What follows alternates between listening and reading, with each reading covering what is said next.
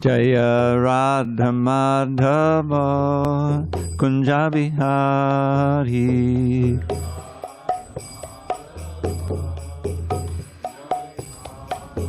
Jaya Radha Madhava Kunja Bihari.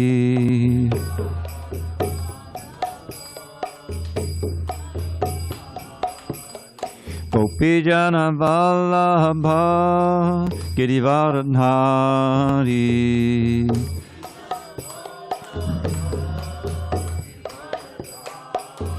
Jaya Gopijana Vallabha Girivardhari.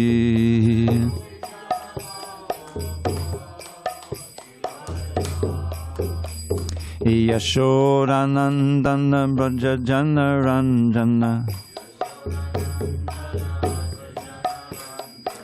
Yashodanandana Brajajana Ranjana. Yamuna Tira Vanachari. Yamuna Tira Vanachari.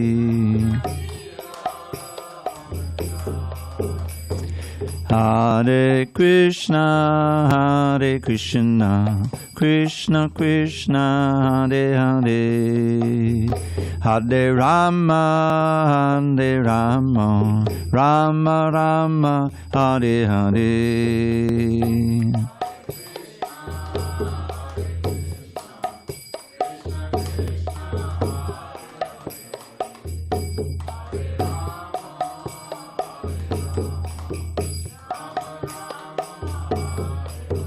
Hare Krishna, Hare Krishna, Krishna Krishna, Hare Hare, Hare Rama, Hare Rama, Rama Rama, Hare Hare.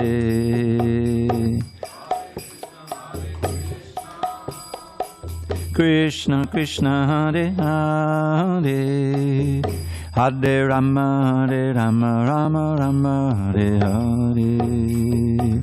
Hare Krishna, Hare Krishna, Krishna Krishna, Hare Hare, Hare Rama, Hare Rama, Rama Rama, Hare Hare. Hare Krishna, Hare Krishna, Krishna Krishna, Hare Hare, Rama, Hare Rama, Rama Rama, Hare. Jaya Radha Madhava Kunja Bihari.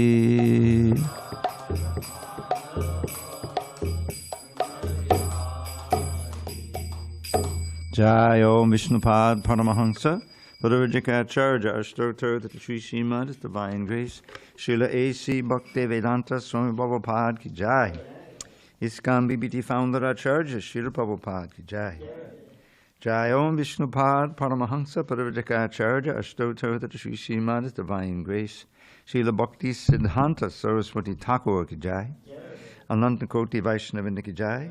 Namacharya Srila Haridas Thakur Ki Jai. Srimad Bhagavad Gita Ki Jai. Samaveda Bhaktivinoda Ki Jai. All glories to the assembled devotees. All glories to the assembled devotees. All glories to the assembled devotees. All glory to Shri Guru and Gauranga. Om Namo Bhagavate Vasudevaya. Om Namo Bhagavate Vasudevaya. Om Namo Bhagavate Vasudevaya.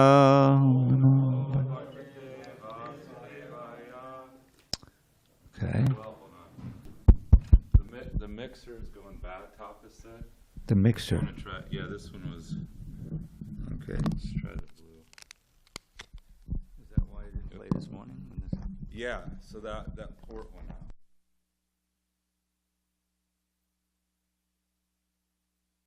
Hare Krishna. Is that better? Oh. All right. Hare Krishna. All right.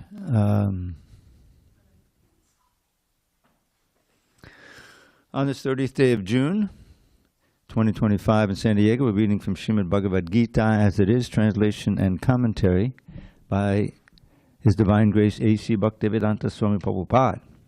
And we are in chapter 5 entitled Karma Yoga, Action in Krishna Consciousness, text number 10 at the bottom of page 237.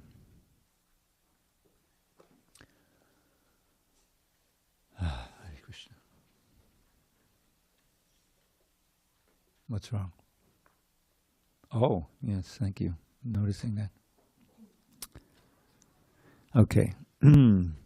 Brahmani Adhaya. Are we doing the right thing, Tapas? We changed the mic to the other. It's okay. Okay. Brahmani Adhaya Karmani Sangam Tyaktva Karoti Yaha Lipyate Nasapapena Padmapatram Ivambasa Brahmanyadhaya Karmani Sangam Tyaktva Karoti Yaha Lipyate Nasapapena Padmapatram Ivambasa Brahmanyadhaya Karmani Sangam Tyaktva Karoti Yaha Lipyate Nasapapena Padmapatram Ivambasa Brahmanyadhaya Karmani Sangam Tyaktva Karoti Yaha Lipyate Nasapapena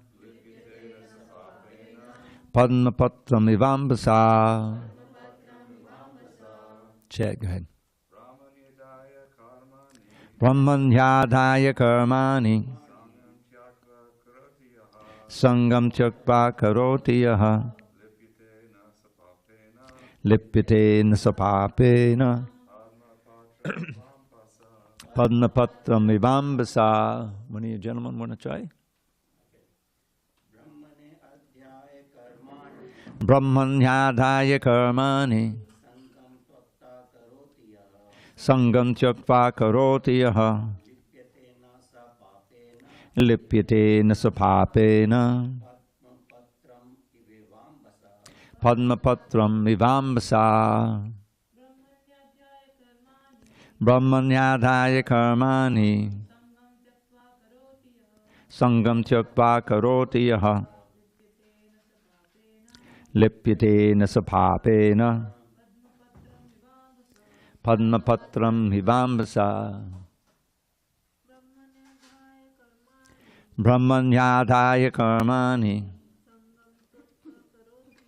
Sangam Tyaktva Karoti Yaha Lipyate Nasapapena Padmapatram Ivambasa. Brahmanyadhaya Karmani Sangam Tyaktva Karoti Yaha Lipyate Nasapapena Padmapatram Ivambasa. Anyone online? No. All right, I'll read this words synonyms myself. Just read along silently. Brahmani, unto the Supreme Personality of Godhead. Adhaya, resigning. Karmani, all works. Sangam, attachment. Tyaktva, karoti. Tyaktva, giving up. Karoti, performs. Yaha, who. Lipyate, is affected. Na, never. Saha, he. Papena, by sin. Padmapatram, a lotus leaf. Eva, like. Ambasa, by the water. Translation.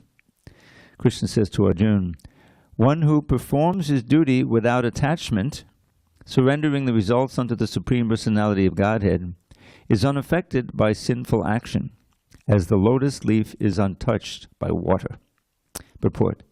Here, Brahmani means in Krishna consciousness.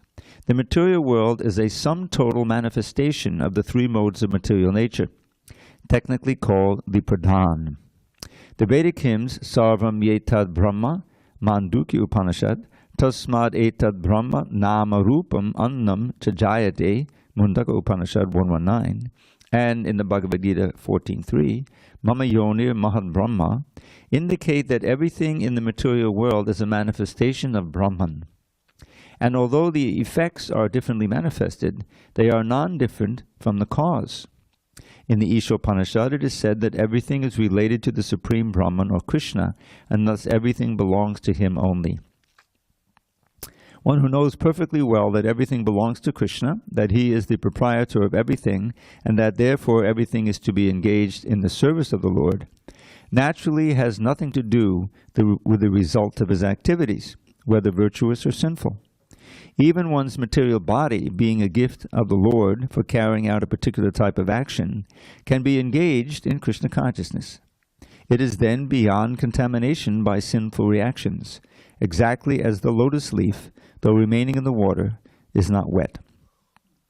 The Lord also says in the Gita 3:30, Mahi sarvani karmani sannyasya, resign all works unto me, Krishna.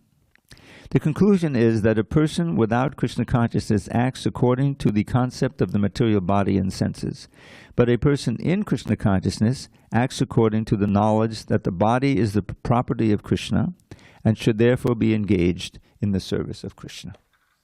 Om Ajnana Timarandasya Jnananjana Shalakaya Chakshur Unmilitam Mena Tasmai Shri Gurave Namaha. I was born in the darkest of ignorance, but my spiritual master, Srila Prabhupada, opened my eyes with the torchlight of knowledge. I offer my humble obeisances unto him and all members of Sri Parampara. So, now in the context of the Bhagavad Gita, we see that Krishna wants Arjuna to perform his duty as is suited to his psychophysical nature. He's a Kshatriya, very highly trained, very competent, without attachment, surrendering the results unto the Supreme Lord, and then he will be unaffected by any sinful action, just as the lotus leaf is untouched by water. So if you recall, in the first and second, beginning of the second chapter, Arjuna was very reluctant to fight in the battle. And that was because on the other side, he saw his beloved grandfather figure, Bhishma Dev, and Dronacharya, his teacher, who he highly respected, and so many others on the side. There's one purport that lists a whole bunch of names and people that, and all of them are on the other side. And people who he knows through like cousins or friends or whatever. And so he sees them on the other side. What to speak of his own side, which is filled with, even more friends and relatives. And so so Arjuna is thinking, what's the point of my fighting this battle? Because if you are thinking of it materially, you're in a battle in order to win, so that you can enjoy the spoils, the kingdom. But he says the kingdom will be soaked with the body of the people I love. He has a verse like that. So where will the joy be in that? You see. But he knows that Krishna wants him to fight. This is the whole point. And so he's torn. And finally it all comes to a head in text 7 of chapter 2, where he surrenders to Krishna as a disciple rather than speaking friend to friend. Because friend to friend, Prabhupada points out, you can speak forever and really don't come to a conclusion, because the friendship is kind of mediating it. So he surrenders. Karpanidosho pahata swabhava prichami tvam dharma samuda cheta.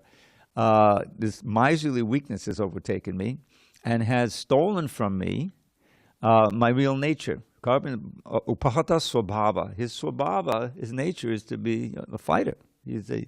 That's what his duty is within the varnashram system, and he's very expert at it. But now he can't do that because this miserly weakness caused by this bodily concept of life.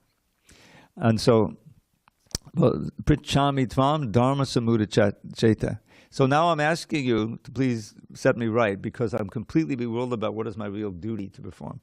Dharma Samuda Cheta. Yakshe Yaksyan Nishtitam Bruhitam. Please instruct me what I can do for my ultimate good. Shre Yaksyan Nishtitam, certainly, because I'm all in doubt about this, that. Nishchitam Bhuvitam, Shishyasteham. Now I'm your servant. I am your disciple. Shasteham Shadimam Tvam Papannam. Please instruct me, I surrender unto you. So the whole relationship changes, and a few verses later, Krishna begins his instruction in this 11th verse of the 2nd chapter. And what does he do? He chastises Arjuna for being a fool. Ashochan abashochatvam pragyavaram shabashase gatasun gatasum cha nanushosanti pandita. You're speaking learned words, but you're really a fool because you're lamenting for what is not worthy of lamenting for, namely this physical body. So the whole emphasis in the 2nd chapter is we're spirit souls. You're a spirit soul, as are all these other fighters on this battlefield. And never was there a time where they did not exist, nor I, nor you, and never in the future shall any of us cease to be. And it's taken for granted that we exist now. He doesn't say that, but that's obvious. So what does that mean? I mean, you're on a battlefield. Somebody's going to get killed. How are they going to keep existing? Because they're not the body. That's the point. We're spirit soul, and that Arjuna has not taken that into consideration. So that's the theme of most of the 2nd chapter. And now we're in the 5th chapter, and Krishna is speaking about activity, and he will come to a very important verse at the very end. Bhoktaram yagitavasang sarvaloka mahesharam. How can one really gain peace? Even on the battlefield, it seems like an oxymoron. How can there be peace on the battlefield? Because if you're fighting simply for Krishna, and you know that you're eternal, you see, so if I do the best I can, then I'm going to get the same result, even if I get killed in the battle. You know, I'm not going to die. Nobody dies. I'll go back to Godhead, and that's what Arjuna does at the end. You know, he says, Sarvameta Riddham Yanmang Bodhisikeshava. That's in the 10th chapter. But I believe in truth everything you say to me. And finally he says, Karashe Vachanantama. I will do as you say, Krishna. You know, which is the whole point of his speaking the Gita. So this is how can we act perfectly in this world? Because we have to act. We have to work just to maintain the body together and so many things. So how do we perform that activity so that there's no result? There's no, certainly bad reaction, karmic, but there's no good, so-called good reaction either. We don't want any kind of karmic reaction. So that's why the previous chapter, he said one should know the difference between karma, vikarma, and akarma. Remember that? Now karma in that context means fruitive work that is within the Vedic paradigm. It may be you're practicing karma kanda sacrifices so you go to the heavenly planets, you know. But the point is it's fruitive. It may be in the mode of goodness, and so it won't produce so much suffering. But still, it keeps you within the material world. Vikarma is sinful, vicious activity. You can remember from the V, vicious activity. That is also completely fruitive. There's no question of following the Vedic injunctions, or certainly the process of bhakti yoga. But akarma was what we are aiming for, is activity that has no result, because you're not doing it for yourself. It's not under the false ego. It's under the real ego. I'm a servant of Krishna. Just like a hand is perfectly situated in its swadharma, if it does what you want, right? You don't think twice. The hand doesn't say, well, let's negotiate. You know, I don't know if I... No. If the hand doesn't do what you want, it's paralyzed. It's not really acting as a hand. So we don't think twice about it. So we because the hand is part and parcel of the body, and all the body elements, the different organs, they have their role to play. And if they're doing nicely, you're in good health and things work. So similarly, we are part and parcel of Krishna, and we have the perfect consciousness that we should be in is that whatever we do with all our senses and our mind and intelligence should be in relation to Krishna, in service to please Him. And that's what, like a temple environment, if you join the temple, which I did, is that suddenly you're in an environment where, there's certain rules and regulations you have to get used to. But you realize that, well, whatever I do, even taking rest and honoring prasadam, it's an act of devotion to Krishna. Krishna is pleased when we prepare and offer food for His pleasure, and then we take the sacred remnants, and that increases our devotion, right? So when, like Srila Prabhupada showed the ideal, every moment of every day, and also he's sleeping, also he's serving Krishna 24 hours a day. So he was always, working for Krishna's pleasure. And sometimes it was very difficult. When he first started the movement in New York, it was back the whole year, he really didn't make much headway. He had to go through so many hardships uptown. Anyway, I won't get into the detail. But eventually he was living in an office. There was no I think it was a bathroom, but there was no kitchen. So he had to walk across town in order to cook and all these different things. And then he came downtown to the Lower East Side, and finally he got situated at 26 Second Avenue. And the great value there is that was that he had interested people coming. Some were just curious, they came once and left. But there were others who chanted and heard him, the lecture from the Bhagavad Gita, not this Gita, it wasn't printed yet, but he had his own Gita, he would explain it. And then another kirtan, and then the prasadam. And he was an expert cook. So those are the people who came back when they took it. So they come for even like today, we get a lot of people come to the Sunday feast, and I always notice that at the end of the lecture, when it's going to be a little kirtan and prasadam, the place fills up because you have a large number of people come. That's okay, because they get some of those will take a book and become more interested.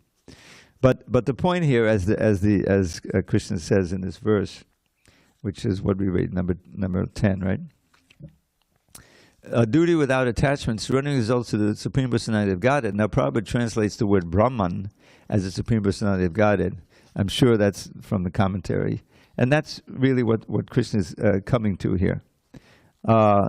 You're working, resigning the results of your activities to Brahmani. Well, Krishna is the Para-Brahman. He's known as the Supreme Brahman. We're a little Brahman, Anu Brahman. We have the same quality. But because we're minute, we're infinitesimal as souls, we have the unfortunate tendency of also being overwhelmed by the material energy. And so we're known as marginal. We can go either way. And the vast majority of the souls stay in the spiritual world. They don't make the mistake we did and turn away from Krishna. It's a very graphic verse. I always quote this one. Bhayam, because what happens is as soon as you disconnect yourself from Krishna, fear is there because you're on your own. You see? As long as you're nicely fixed to Krishna's lotus feet, you're fearless. So it says, Bhayam dvitiya abhinabeshitak syad ishad apetasya viparhyo asmati tanmahayato. So then this is all description of how we got here, and the result is fear because we're disconnected. And so fear arises when the soul turns away from Krishna. Ishad apetasya. Now we want to change again. Hare Krishna. So Isha is the Lord, Isha Upanishad. Ishad apetasya, turning away from Krishna, and viparyo asmati, and you forget him because you become absorbed in the dualities of the material world. Vitiya abhinaveshitak. The dualities here. This is pleasurable. This is not. This is like this. So, and as soon as you do that, then fear arises.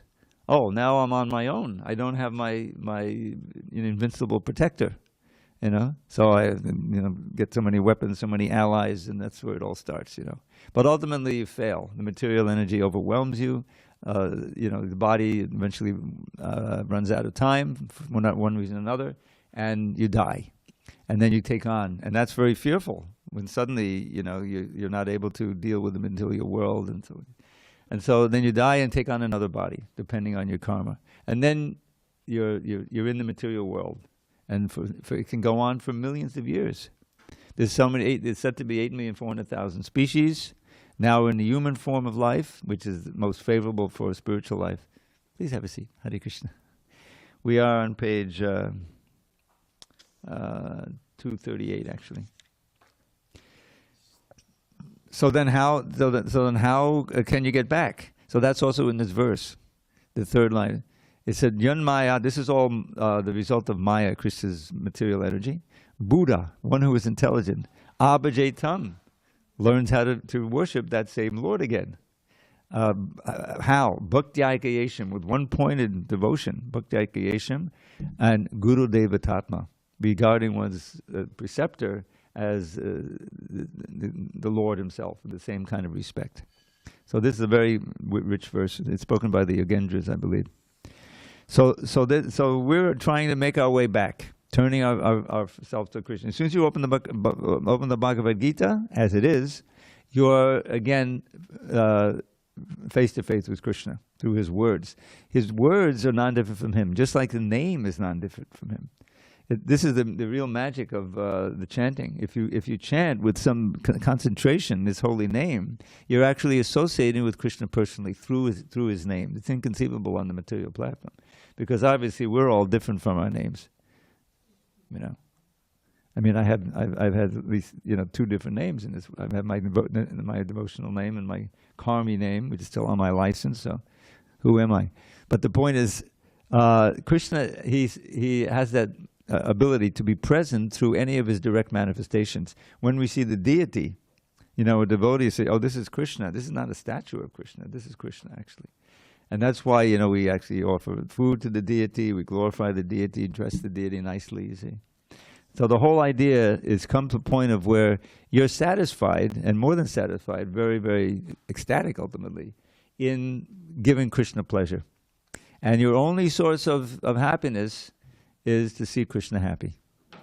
And you say, well, how can I do that? Then what about me? Where is my pleasure going to come from? And that's the most amazing thing, is that you discover that by giving Krishna pleasure, you become happy, because we're part and parcel of Krishna.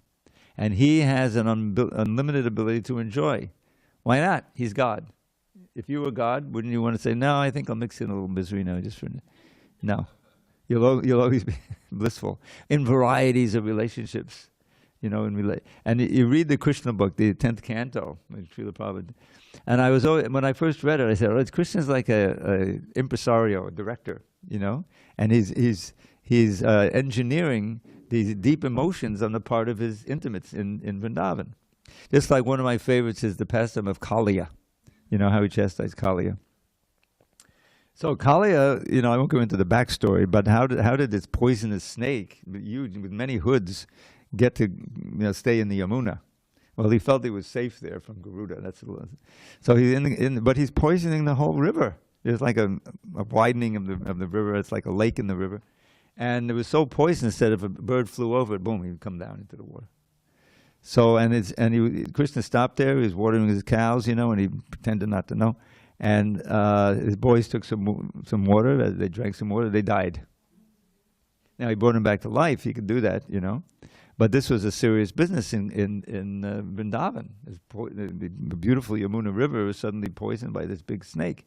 It wasn't just a snake. It was a snake with like 100 or more hoods, all poisonous like that. So, but Krishna, much to the amazement of his friends and everything, he just dived right in. There was one tree that hadn't died. The trees all died on the bank. And he dove in. He tied his belt a little bit so he could swim nicely. And he dove in and he started circling around the Kaliya. And Kaliya was, very angry at him. And so he grabbed him. He took him in his coils and he wrapped him in the coils. So Krishna looked like he was trapped in there. And meanwhile, his friends he brought him back to life. They're on the bank, but they're all like lamenting, what happened? And there were bad omens. And so by Krishna's arrangement, he came there without Balaram that day, and Balaram was the older brother. He was protector. So the parents said, oh my God, he went without Balaram. What happened? It's bad omens. So they all followed his footprints, and there he came to the lake. And there's Krishna, and he's like, they thought he was a goner. He's a delicate little boy, and he's wrapped in this monstrous dragon, So he's out in the river. So Mother Yashoda wanted to go in, but they had to restrain her. Now Balaram, he was laughing because he knew Krishna wasn't in any danger. So he was preventing anyone from going in because it's dangerous poison. So he didn't just end it there. He let it go on for 2 hours until everyone was just, at the point of dying out of grief. And then he breaks free. and he said, breaks free, and Kaliya couldn't hold him, and he started circling, and he's exhausting Kaliya. And then he jumps up on the hoods and he starts dancing. This pastime. I'm sure it's one of these freezes here, isn't it? I think he's got it. So anyway, And then the demigods all come, and they're, singing, the Gandharvas are singing, the drums are playing, it goes on. And it doesn't say exactly how long he danced, but he danced for a good long time. And Kaliya, meanwhile, was getting beaten, his heads were getting beaten. He tried to bite Krishna and that, beat that hood down. So it goes on, and finally Kaliya is at the point of expiring when his wives come. He's got all these snaky wives, and they come and they offer these these amazing prayers, glorifying the Lord, and basically they were appealing that it's my nature. It's just like if someone commits a crime and he said, no, but from childhood I was abused and I was trained, and you can't just blame me. So they said this is his nature, that he's automatically angry, So very nice prayers. So he stopped beating him on the head, and Kaliya, he was ready to offer Krishna whatever he wanted, So he had some things that he had built a whole palace down under the water. I forget what he offered. Did he offer the jewel on the chest or something like that? But so then Krishna said, well, you got to get out of here. You can't stay here because you're poisoning the whole. So he went back to Fiji. I think that's the Fiji, and we have a temple there, Krishna Kaliya Krishna. That's said to be.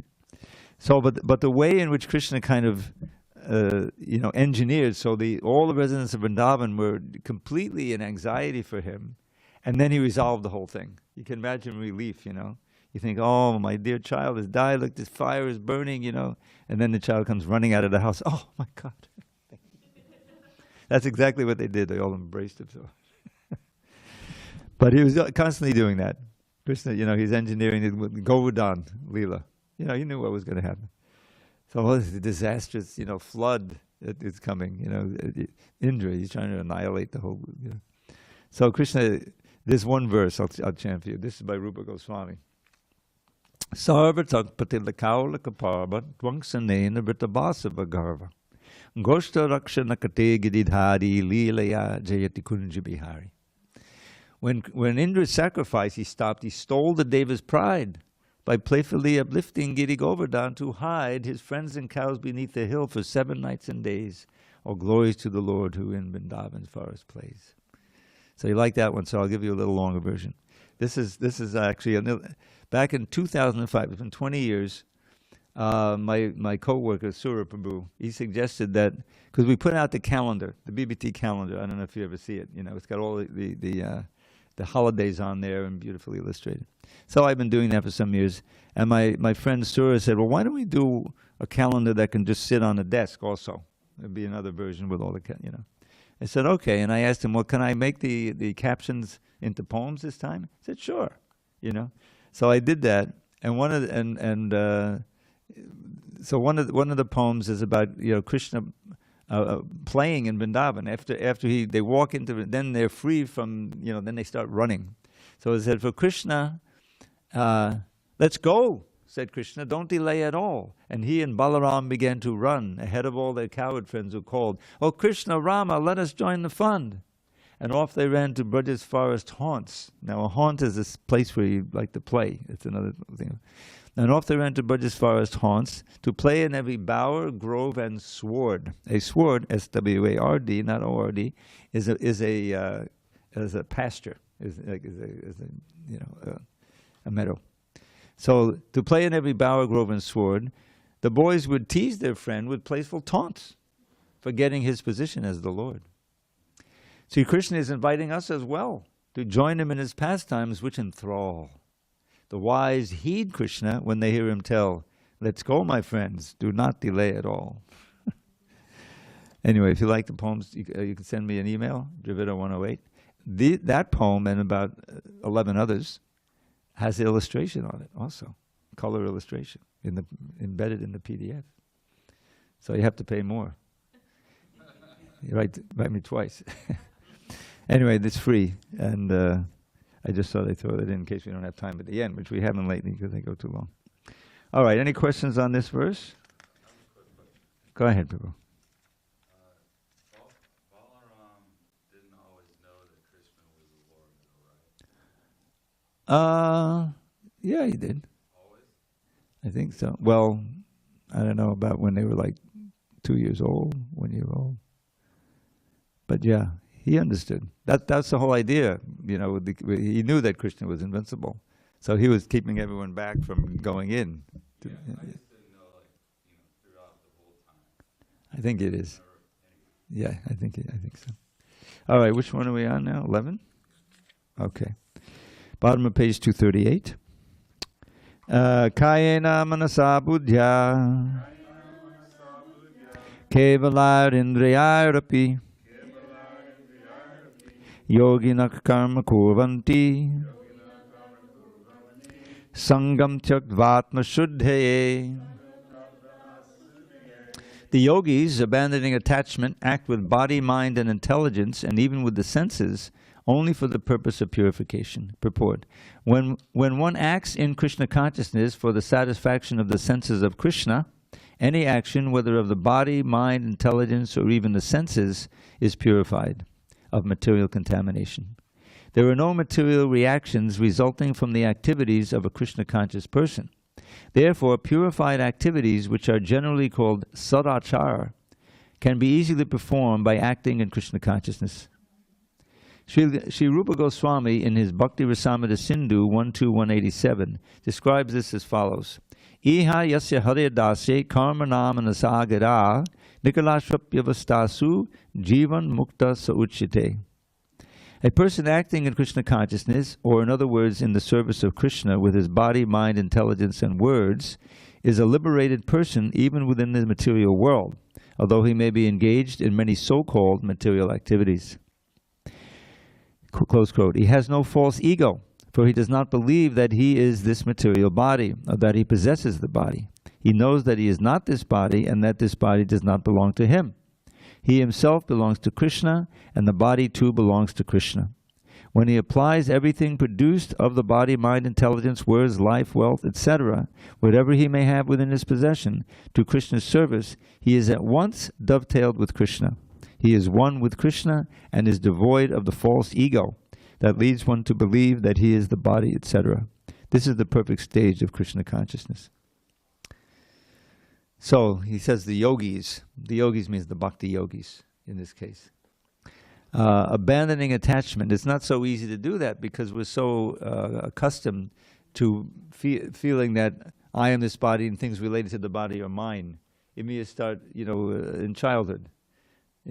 This is my mother. Oh, that's great. And I'm safe. And that's natural as a child. And as you go up, that's my brother. But I want more of the, and the relationship is mixed. But the point is that when we realize that this is just illusion, this is Maya's trick. None of us are the body. The body is a temporary vehicle, really. It's called the yantra in the Bhagavad Gita, which is given to us by Krishna through nature. And especially the human body has a special mission because we have a higher intelligence. Only in the human body can you understand his philosophy, and in this way direct the activities of your mind, intelligence, and senses, not for sense gratification, but rather for deepening your understanding of your relationship with God and acting in that relationship. And because we're part and parcel of God, we always have to remember that. Because if you say, I'm going to do everything for the pleasure of Krishna, well, what about me? How am I going to enjoy? Well, you'll find that if you actually do that, that you're enjoying a different kind of pleasure, a transcendental pleasure. And since it's not based really on the senses, it can be constant. You can, as long as you're connected to Krishna and you're acting favorably for him, and especially glorifying him, then you'll find yourself in natural happiness. This comes up several times in the Bhagavatam. I'm thinking of a prayer by Prahlad Maharaj. Those of you who know the pastime, most of you know that Lord Nrsingadev came. Krishna came in his special form, half man, half lion, in order to save Prahlad from the depredations of his father, the demon Hiranyakashipu, who really was a devotee inside, Jaya Vijay, but that's another point. And when he's offering his prayers, he's saying one point near the end of his prayer, he said, Nai Bod Vijay. I'm not at all disturbed, which is amazing. His father tormented him so many ways, but he was never disturbed. He was completely remembering Krishna so intensely that he felt protected and undisturbed. Now that second line is very significant because it applies to us also. So he says, I'm not at all disturbed, my Lord, because I'm with you all the time. You're on the other side of the Vaitarani river, which marks the demarcation between the material and the spiritual world. So my consciousness is always with you, so I'm always in the spiritual world. And at any time, I can sing about your wonderful, powerful, heroic activities. Twadvirya Gayana Mahamrata Magna Chitta. And immerse my mind in an ocean of bliss. So why do I have any problems? Not udvijay, I'm not disturbed at all. But then he says something very interesting. He says, but I am lamenting. Shochetato vimukachetasa indriyata maya sukaya bodamudvahito vimudhan. But I'm lamenting all the time for these fools, my brothers, spiritual brothers, who are ignorant of you. So vimukachetasa, here again you have, they've turned away from you. Mukha is a word for face, and vimukha means you're turning your face away from Krishna.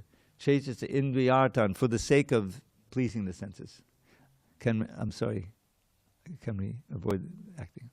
Indriyartan maya sukhaya, for the illusory temporary pleasure of maya, sense gratification, and bearing a great burden, getting the money and and all of the things you have to do in order to arrange for sense. Bodam udvahato vimudhan. I'm lamenting for them because we have a spiritual connection. You see? And so, I will not, in the next verse he says, I will not abandon them, like those who simply want their own liberation and go off to some secluded corner of the Himalayas to meditate, He says, mukti kama. They want, the sense gratification, I'll be liberated, and the hell with everyone else, I won't have birth, death, thought anymore. No, Prahlad feels empathy and sympathy. This is a devotee, he feels compassion. So he's going to stay around and give them you. He'll be like the spiritual master and give them devotion to Krishna and string a day like that. So this is the mood of a devotee. Srila Prabhupada showed that. He could have stayed where he was, perfectly situated in Vrindavan, in Radha Damodar temple, and just chanted and heard. But he had the mission given by his guru to spread this knowledge in the English-speaking lands. So he didn't want to go back to England because his godbrothers went there. So if he said, a joke, if I'm going to fail, I'll fail in a different place. I'm going to go to New York, But he didn't fail. That's why we're sitting here. So the point is that there's an ocean of happiness in every one of our hearts, but we don't have access to it because it's there with Krishna. Krishna's there. So we're looking for it outside. But that's a trick. We can't really be happy there. We can have little bits of pleasure, but it's inevitably followed by disappointment. How much can you enjoy? You enjoy too much, then you have to pay for it. You get sick, like that. And ultimately, the body wears out, and instead of a vehicle for enjoyment, it's a vehicle for suffering. But if we take the Krishna consciousness that we can be so dhira, so fixed and equipoised, that even in this material world, with the threefold miseries, and let me just run through those again, because they can serve as an impetus to get serious about getting out of this world. So they're not mutually exclusive. They bleed into each other. Just think of these fires that blew up in L.A. I'm sure what a disaster. People were killed and their homes were destroyed. Well, okay, those who know say, well, this is a result of the extreme weather that's been coming. This is a result of climate change, which is anthropogenic. It's caused by human beings. So is that an adibautic misery or adidaivic misery? Huh? You sure? It's the adibautic which is working through the adidaivic. I mean, it was the big winds. It was incredible winds. Well, isn't that controlled by the wind god? But so the point is that we can even mess up the weather, and that makes it more suffering for everybody. So that's what this world is. Krishna has certified it. Dukkhalayam ashashvatam in the 8th chapter. It is an abode of pain, and it's temporary. Now, of course, we know there are little bits of sense gratification. to keep you, tied to this world. But the basic thing is suffering: birth, old age, disease, and death. Those are inevitably there for all of us. So that should serve as an impetus for us to get serious for liberation, because Krishna consciousness includes that.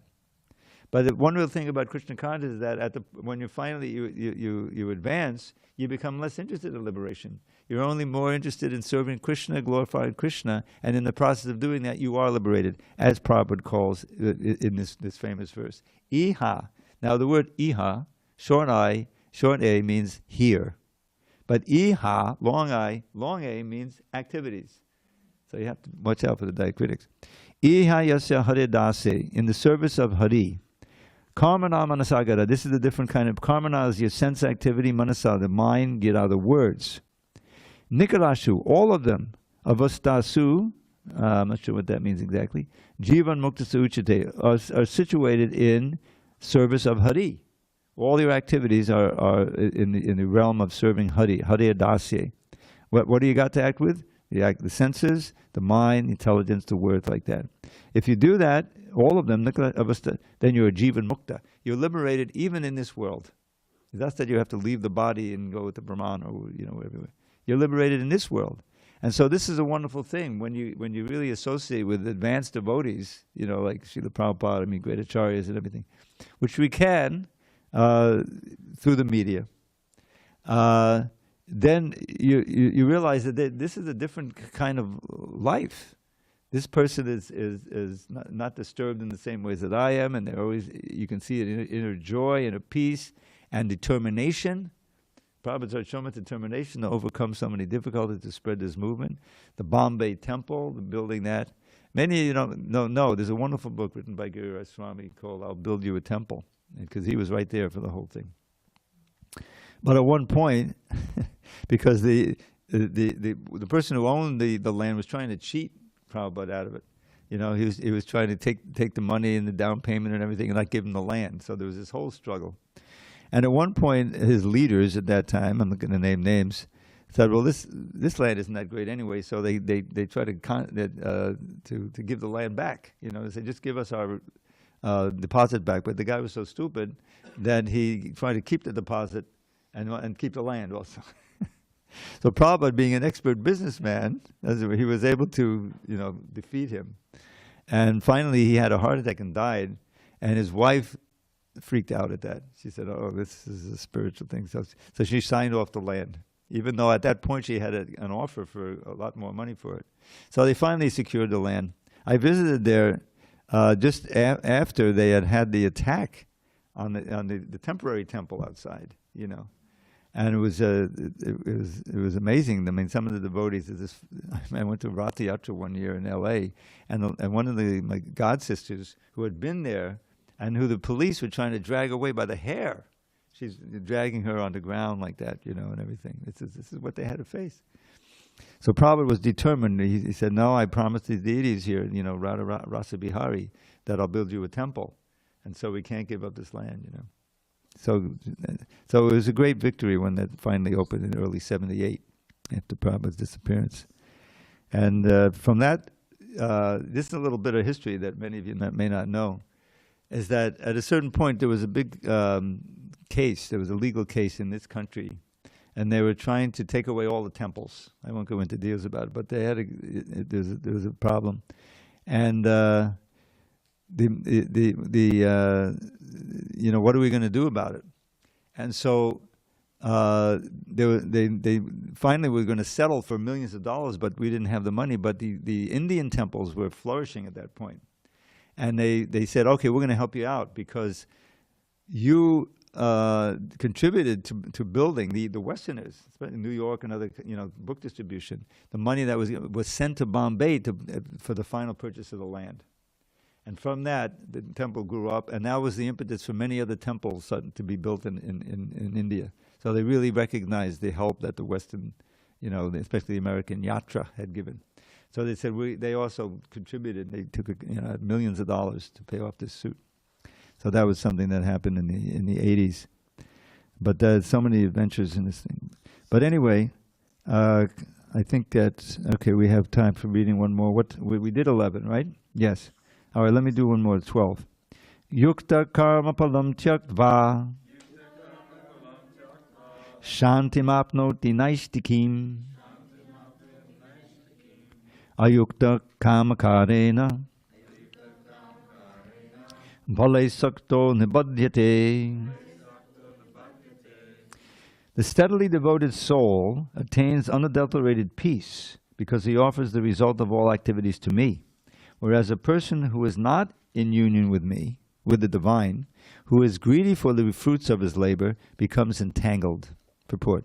The difference between a person in Krishna consciousness and a person in bodily consciousness is that the former is attached to Krishna, whereas the latter is attached to the result of his activities. The person who is attached to Krishna and works for him only is certainly a liberated person, and he has no anxiety over the result of his work. The Bhagavatam explains that anxiety over the result of an activity is due to one's functioning in the conception of duality, that is, without knowledge of the absolute truth. Krishna is the supreme absolute truth, the personality of Godhead. In Krishna consciousness, there is no duality. All that exists is a product of Krishna's energy, and Krishna is all good. Therefore, activities in Krishna consciousness are on the absolute plane. They are transcendental and have no material effect. One is therefore filled with peace in Krishna consciousness. But one who is entangled in profit calculation for sense gratification cannot have that peace. This is the secret of Krishna consciousness. Realization that there is no existence besides Krishna is the platform of peace and fearlessness. Hare Krishna. So that's certainly worth striving for, I think. Anyway, I wanted to leave a little time because, unlike in previous times, I brought my iPad and I'm going to share a poem with you. But first, I'd like to share one that I know by heart. This one is from the Padyavali. Padyavali are Rupa Goswami's favorite poems. Some of them are by him, but the vast majority aren't. There's over almost 400 verses in there. And each one is a special verse, isn't it? Yeah. So this one describes how one can live in this Kali Yuga and be completely blissful and peaceful and happy. So it goes like this, and you can hear the poetry even if you don't know the meaning of the Sanskrit. Aho bir nakale vaduyate sudha sudhara modalam pade bade dine dine chandana chandra shitalam yasho yashoda tanayasagiyate. You know this one? Yes, you know. Because at every step, and this Prabhupada personified this verse, because at every step they drink a flood of wondrous nectar sweet, whose cooling power sandal paste enhanced with camphor can't defeat. They feel as if the raging blaze of Kali's days had ne'er begun. How blessed are they who fill their days with praise of Shri Yashoda's son. If you're always glorifying Krishna, you'll find yourself peaceful and happy all the time. That's what Prahlad did, he said. So then I'd like to share one other poem with you that I'm a little unsteady about the actual words, so I just... Okay, this one is from the Mukunda Mala Stotra by King Kulashekar, which Prabhupada began, but he never finished. But he wrote some, the first 8 or 12 verses, beautiful purports. He listed it as another book by the same author in the beginning of the Srimad Bhagavatam, because he was planning to finish it, so BBT finished it for him. Kadachadana saroje kantiman netramine Shamamushi Bujavichi Vyakole Agada Marge Hari Sadasi Bagaya Pi Yatejo Jalaugam Babamatopatikina Kṛṣṇa Madhyatejami. The desert of this world is scorching me, exhausting me with endless misery. But now I see the perfect remedy. I'll dive into the lake of Sri Hari. The lotuses that grow within that pool are Krishna's hands and feet, so soft and cool. The fish there are his eyes, which ridicule a pair of most exquisite, brilliant jewels. His arms, which graceful motions ever make delightful waves in that unfathomed lake. Its water is his splendor. Let me take deep draughts of it, my burning thirst to slake. If you desire relief from misery and wish to get perfection easily, then take to heart my simple remedy and dive into the lake of Sri Hari. Okay, let's dive into the lake of Sri Hari by seeing beautiful Radha Giridhari. All glories to Srila Prabhupada.